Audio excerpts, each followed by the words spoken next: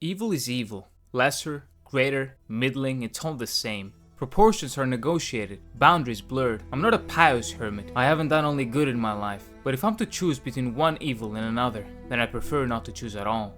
This quote captures the very essence of Geralt of Rivia as a character, and the story that it comes from is, in my opinion, one of The Witcher's most impactful. In this video, we'll explore the nature of greater and lesser evil through the lens of The Witcher. Before that, however, let us set the stage. Geralt enters the village of Blaviken. He's a witcher. Some scream at the very sight of him, others cower in the corner, and the bravest in the village are filled with excitement just for getting the opportunity to look at the mutated freak as he's passing through town. But the alderman of the village, he's treated positively, a rarity in the world of The Witcher. Geralt brings in a dead Kikimora and is asking a reward for it. The alderman, however, has no reward to give, but sends the Witcher to the direction of the local wizard, who may be able to pay something for the carcass of the slayed monster. This wizard turns out to be Stregobor, a former acquaintance of the Witcher, who faces a problem in the form of a young woman, the leader of a gang of bandits which is out to kill him. The young woman in question was the Princess Renfri of Craden, who had been born under the prophecy of the Black Sun, which foretold that the destruction of civilization itself would come at the hands of 60 girls born during a solar eclipse. It claimed that these girls had something inside of them that turned them to savagery and murder, and they were hunted and later isolated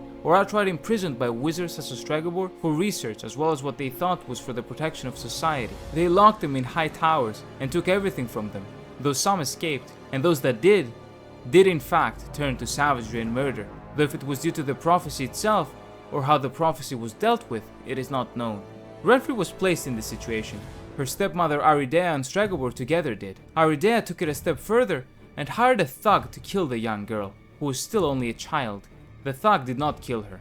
Instead, he violated her, robbed her, and left her in the woods to die. She did not. She took the name of Shrike and gained a notoriety for savagery. She had in fact turned into a killer, and had a preference of impaling her victims after robbing them. She formed a gang and chased the wizard throughout the continent in the hopes of killing him, and finally getting her revenge, ending up in Blaviken. Let us now go back to the beginning. Stregobor, even though he dislikes Geralt, wishes to get rid of his problem, and though it could be argued that Renfri was the way she was partly because of the wizard, she was still at her current state a murderer, and a sadistic one at that. The Witcher is part of an organization that exists above politics. He works for anyone with a purse large enough to pay him, whether it be kings, princes, or peasants. He's seen as a mutant and a freak, and he has decided that in his line of work, it is best to avoid picking any allegiance in life. He sees himself simply as a vagabond that merely does what he must do to survive, and by that point of the story, he watches out mostly for himself. In this context, Geralt follows a code of neutrality, with the aim of staying away from conflict and focusing on getting his job done in order to move on to the next one. Moreover, Geralt does not believe in prophecies. He sees Stregobor as a monster who tortured, mutilated, isolated, and killed countless young girls in the chase of what he sees as nonsense. He sees Stregobor as responsible for what this poor woman became, and he understands why she wants revenge. He also understands that he does not wish to help her spill any blood. Stregobor explains that the young woman is the greater evil at play here, and that a lesser evil would be required to make the situation better. Her death by Geralt's hands is this lesser evil. Geralt refuses, and he abides by his code of neutrality. He sees all evil as evil, in a world that is filled with darkness.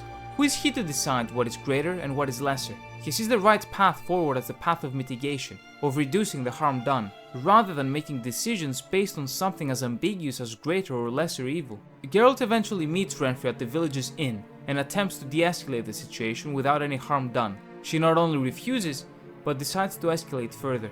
She tells the Witcher that there were only two options. She is either allowed to kill the wizard herself, or Geralt does so, as Stregobor's death in her mind would be the lesser evil. And thus, two mutually exclusive lesser evils materialize. What is there to do? The Witcher refuses her too, sticking to his principles and picking no sides to this conflict. With his code of neutrality, however, the conflict inevitably comes to him.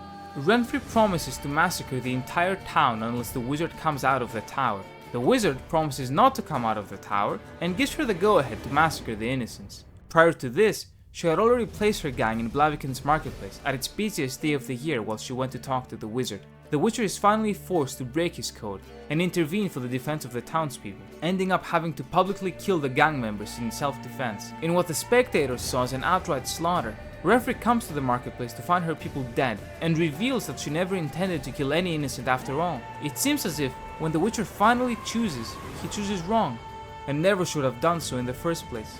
The Witcher tries to dissuade her from fighting him, but as the young woman is now truly left with nothing, she attacks. In her mind, Geralt made a choice after all, and he had chosen the greater evil. In what she had endured, in her thirst for revenge, in what she had done, she had lost everything. She fought the Witcher wanting to die, and she was quickly killed. Geralt is devastated at how everything transpired. The wizard then suddenly appears and he has the audacity to request the young woman's body for autopsy, which the Witcher adamantly refuses. The story ends with the previously friendly alderman asking Geralt, the now Butcher of Blaviken, to leave the village and never come back following his violent slaughter of the gang at the marketplace. This the distraught Geralt does. Having explained the events of the short story, let us now examine its true meaning. For starters, a central theme is the constant battle between action and inaction. It is deciding whether or not to intervene at a given situation. Geralt has no interest in helping Stregobor, and he also has no interest in helping this woman with the reputation of an impaler kill Stregobor. What he does have an interest in, however, is protecting the populace which hates him so deeply for being a mutant. Whether he likes it or not, he's forced, like all of us in the real world, to choose between a lesser and a greater evil at any given moment. It is unavoidable. He avoided it as much as he could with the request of the wizard, and he continued avoiding it with the request of Redfrey herself. What was unavoidable, however, was choosing the lesser evil of killing the gang, as opposed to the greater evil of letting the townspeople be massacred. He did in fact choose after all. And not only did he choose, but he ended up hated. Renfri and her people were dead, Stregobor got what he wanted, and the town itself was left flowing in blood. The choice chased Geralt wherever he went, making the situation worse and ultimately forcing him to make it anyway.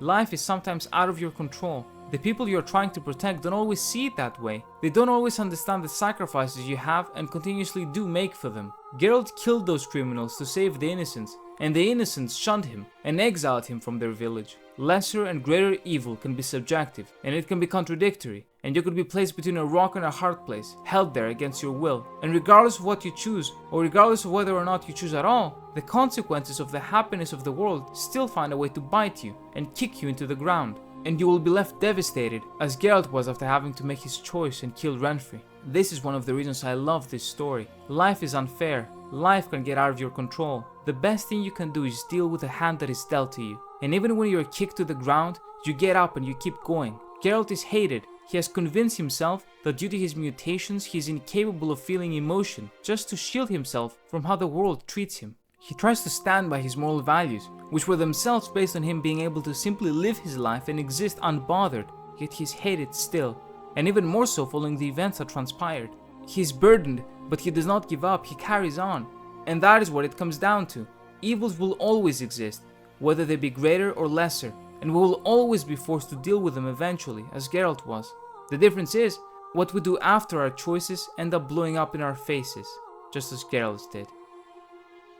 If you like these videos, you can support the channel by becoming a member and gain access to exclusive perks, such as shoutouts at the end of each video, custom emojis and badges, exclusive polls, as well as help decide what video I should make next. If you're interested, you can check the link in the description or click the join button in the channel page. Thank you for the support, and thank you very much for watching.